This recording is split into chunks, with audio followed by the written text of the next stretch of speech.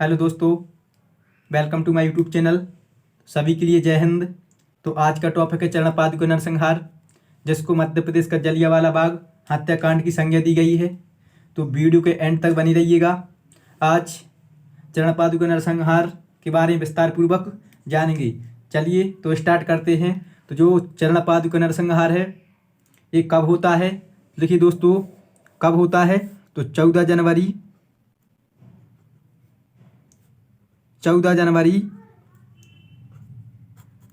1931 को। कब होता है दोस्तों? 14 जनवरी 1931 को होता है। और आप सब जानते हो इस दिन क्या होता है? मकर संक्रांति। तो लिख लीजिए, मकर संक्रांति के दिन कब होता है? 14 जनवरी 1931 मकर संक्रांति के दिन। मकर संक्रांति के दिन। तो जो चरण पादुका नरसंहार कब हुआ था दोस्तों? 14 जनवरी 1931 को होता है। कब? मकर संक्रांति के दिन। अब बात आती है कि जो चरण पादुका है यह मैदान कहाँ पर था? तो लिखिए स्थान, लिखिए दोस्तों स्थान। तो जो चरण पादुका नरसंहार हुआ था सेहपुर में। कहाँ पर? सेहपुर चरण पादुका मैदान। सेहपुर चरण पादुका मैदान। और दोस्तों सेहपुर चरण पादुका मैदान कहाँ पर है? तो यह छतरपुर जिले के अंतर्गत आता है। ठीक है। और छतरपुर जिला किसके अंतर्गत आता है? मध्य प्रदेश के अंतर्गत आता है। और जो दोस्तों चरण पादुका मैदान है यह कौन सी नदी के किनारे है? तो लिख सकते हो आप उर्मिल नदी के तट पर। तो आपसे पूछा जाए कि जो मध्य प्रदेश का जलियांवाला बाग हत्याकांड है या फिर चरण पादुका नरसंहार है वह कौन सी नदी के किनारे हुआ था? तो उर्मिल नदी के तट पर हुआ था। कहाँ पर हुआ था? उर्मिल नदी के तट पर। ठीक है। उर्मिल नदी के तट पर ही यह मैदान है। कौन सा? सेहपुर चरण पादुका मैदान। दोस्तों बात आती है कि जो चरण पादुका नरसंहार है तो इसको नरसंहार की संज्ञा क्यों दी गई?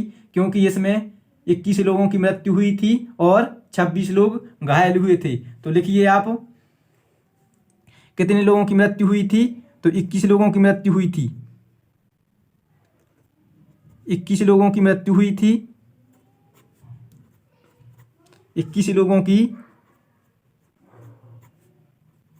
मृत्यु हुई तथा 26 लोग घायल हुए। तथा 26 लोग घायल हुए।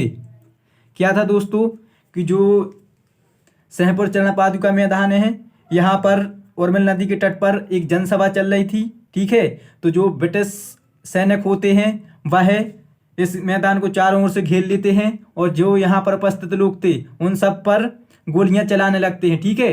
गोलियां चलाने लगते हैं तो जिसमें 21 लोगों की मृत्यु होती है और 26 लोग घायल होते हैं। तो ये चरण पादुका नरसंहार के लिए जिम्मेदार कौन था? जो ब्रिटिश सैनिक थे। ब्रिटिश सैनिक ने चरण पादुका मैदान को चारों ओर से घेर कर और जो यहाँ पर उपस्थित लोग थे उन पर इन्होंने गोलियां चलाना स्टार्ट कर दी, जिसमें 21 लोगों की मृत्यु हुई और 26 लोग घायल हुए। अब बात आती है कि शहीद लोगों में कौन कौन थे? तो प्रमुख के नाम लिख लेते हैं। तो ये शहीद व्यक्तियों में कुछ के नाम लिख लेते हैं। शहीद में सेठ सुंदरलाल बरोहा थे जो पिपट के थे। कौन? सेठ गोविंदलाल।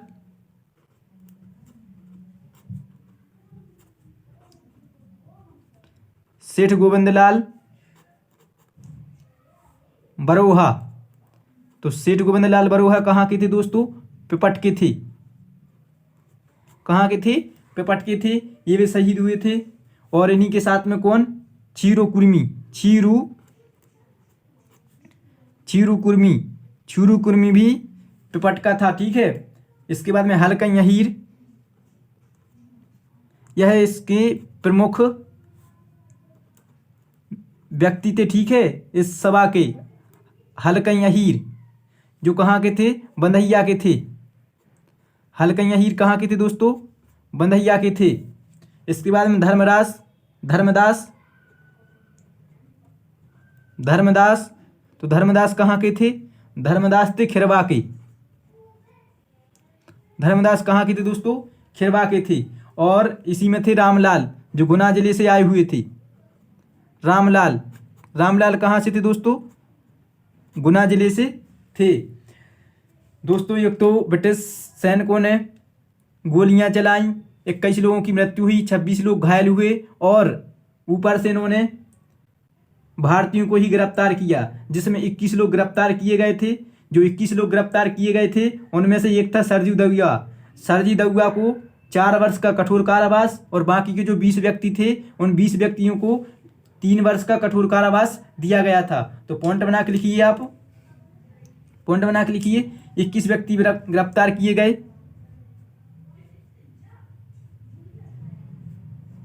21 व्यक्ति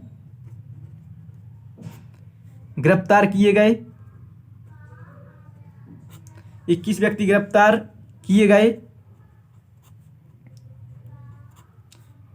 गए, जिनमें सरजू दउआ, जो दोस्तों सरजू दउआ था इसको 4 साल की कठोर कारावास हुआ था, और बाकी के जो 20 व्यक्ति थे उनको 3 साल का कठोर कारावास हुआ था। ठीक है, सरजू दउआ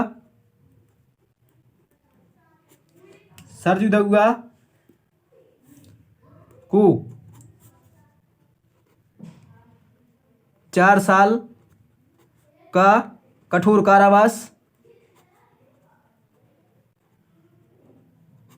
कारावास तथा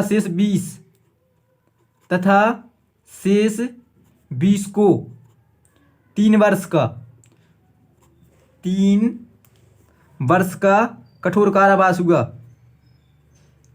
कठोर कारावास हुआ।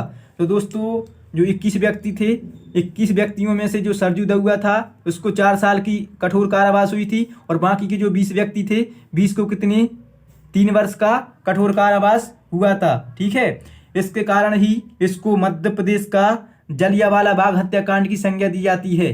क्यों दी जाती है? क्योंकि इसमें 21 लोगों की मृत्यु हुई थी और 26 लोग घायल हुए थे, और उसके बावजूद एक तो इतना हो जाने के बाद फिर ऊपर से 21 व्यक्तियों को गिरफ्तार किया गया, जिनमें से सरजू दउआ को 4 साल की कैद हुई, और जो बाकी के 20 व्यक्ति थे उनको 30 वर्ष की कैद हुई। दोस्तों इस नरसंहार ने क्या किया था कि जो बुंदेलखंड है ना, बुंदेलखंड में अंग्रेजी शासन के विरुद्ध लोगों को और ज़्यादा उत्तेजित कर दिया था, और उसी के उपलक्ष्य में 1939 में बुंदेलखंड कांग्रेस समिति की स्थापना होती है।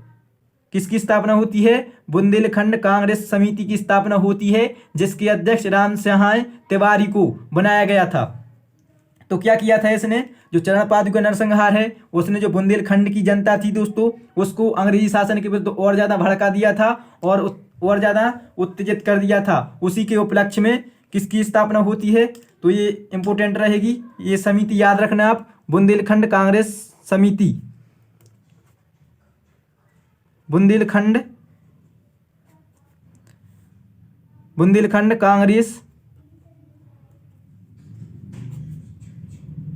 कांग्रेस समिति।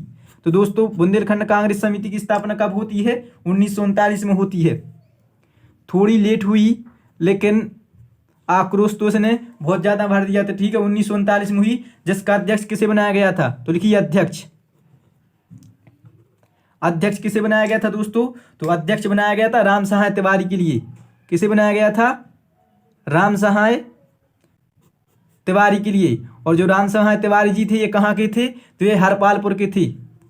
हरपालपुर कहाँ के निवासी थे ये दोस्तों? रामसहाय तिवारी हरपालपुर के निवासी थे। अब बात आती है कि जब ये मध्य प्रदेश में दोस्तों इतना बड़ा नरसंहार हुआ था, तो उस टाइम पर जो राष्ट्रीय आंदोलनों के नेतृत्व करता थे कौन? महात्मा गांधी। वह कहाँ पर थे? तो पॉइंट बना के लिख लीजिए, महात्मा गांधी कहाँ पर थे दोस्तों? तो उस टाइम पे महात्मा गांधी जो उनकी राष्ट्रव्यापी हरिजन दौरा था उसी के उपलक्ष्य में वो चल रहे थे और 10 माह के दौरे पर थे, और वहीं पर उनका मध्य प्रदेश के बहुत से स्थानों पर आना हुआ था। ठीक है, तो लिखिए इस समय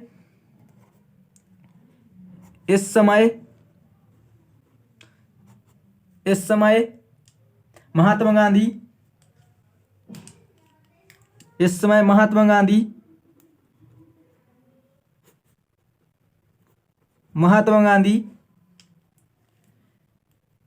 महात्मा गांधी सेवाग्राम से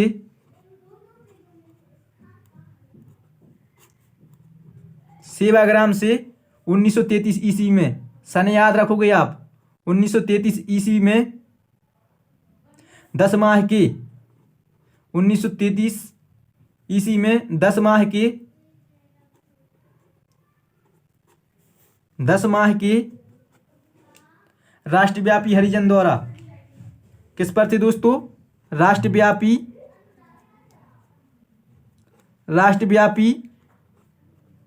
हरिजन दौरा, राष्ट्रव्यापी हरिजन दौरा कार्यक्रम के अंतर्गत